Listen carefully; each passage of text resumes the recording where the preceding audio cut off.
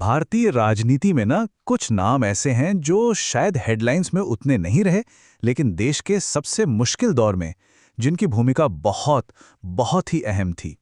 आज हम एक ऐसे ही शख्स की कहानी को समझेंगे, गुलजारी लाल नंदा।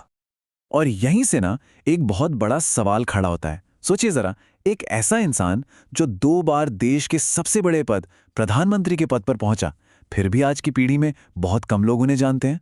तो चलिए इस पहेली को सुलझाने की कोशिश करते हैं। तो सबसे पहले कहानी के उस हिस्से पर चलते हैं जो सबसे ज्यादा नाटकीय है, जब नंदा जी देश के संकट मोचक प्रधानमंत्री बने। ये वो वक्त था जब पूरा देश एक गहरे संकट में था और सब उम्मीद से उनकी तरफ देख रहे थे। जरा इन 2 तारीखों को देखिए।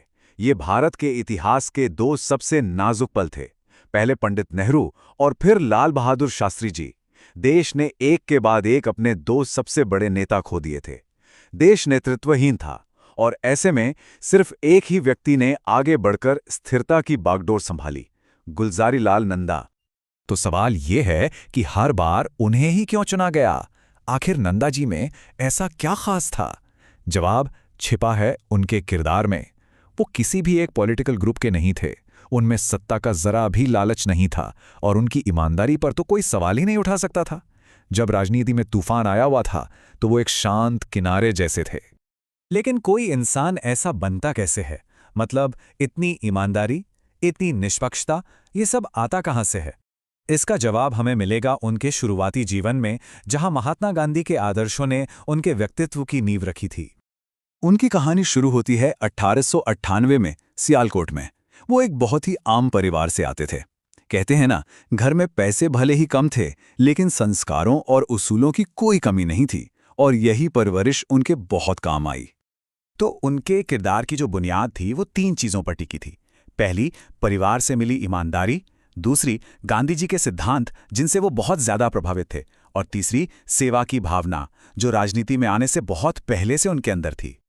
सत्य, अहिंसा और सेवा, ये उनके लिए सिर्फ शब्द नहीं थे, ये उनके जीने का तरीका बन गए थे।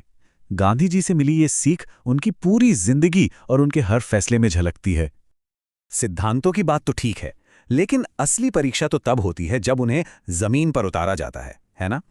और नंदा जी की असली परीक्षा हुई गुजरात की कपड़ा मिलों में। जरा उस समय के हालात देखिए।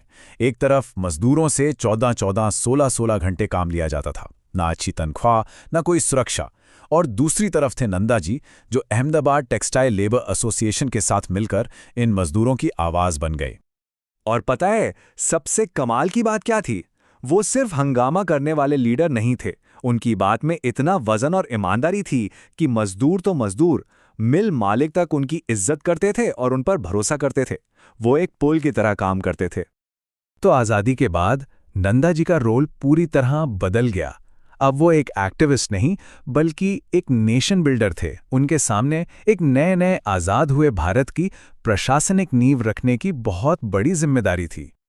प्लानिंग कमीशन हो, पंचवर्षीय योजनाएं बनाने में मदद करना हो, या फिर देश के पहले लेबर मिनिस्टर और बाद में होम मिनिस्टर जैसे अहम पद, उन्होंने हर जगह अपनी छाप छोड़ी। इससे पता चलता है कि आज़ाद भारत की सरकार में उनका कद कितना बड़ा था। लेकिन शायद उनका सबसे बड़ा काम, जो आज भी हम सबको कहीं ना कहीं छूता है, वो उन्होंने लेबर मिनिस्टर रहते हुए किया। उन्होंने ऐसी पॉलिसीज बनाई जिनका असर आज भी करोड़ों भारतीयों की जिंदगी पर है। ये 2 नाम देखिए, ईएसआई और प्रोविडेंट फंड यानी पीएफ। आज भी लाखों करोड़ों लोगों के लिए ये एक बहुत बड़ा सहारा है, और इसकी नींव गुलजारी लाल नंदा ने ही रखी थी। उन्होंने देश के कर्मचारियों के लिए एक सोशल सिक्योरिटी नेट तैयार किया। तो चलिए अब कहानी को वहीं ले चलते हैं जहां से हमने इसे शुरू किया था, उनके प्रधानमंत्री बनने के उस दौर में, क्योंकि उनकी विरासत का असली मतलब वहीं छिपा है। सिर्फ 13 दिन, 2 बार, सुनने में बहुत कम लगता है ना? लेकिन ये वो 13 दिन थे जब देश एक तरह से थम सा गया था, गहरे शोक और अनिश्चितता में डूबा हुआ था। और इन दोनों ही मौकों पर उनका सिर्फ एक ही मकसद था, देश को संभालना, बस ये पक्का करना कि पावर का ट्रांसफर शांति से हो जाए। उन्होंने एक बार भी ये कोशिश नहीं की कि ये कुर्सी हमेशा के लिए उनकी हो जाए। और ये एक लाइन शायद उनकी पूरी जिंदगी का सार है। सच्चाई, सेवा और ईमानदारी किसी भी पद या सत्ता से बड़ा होता है।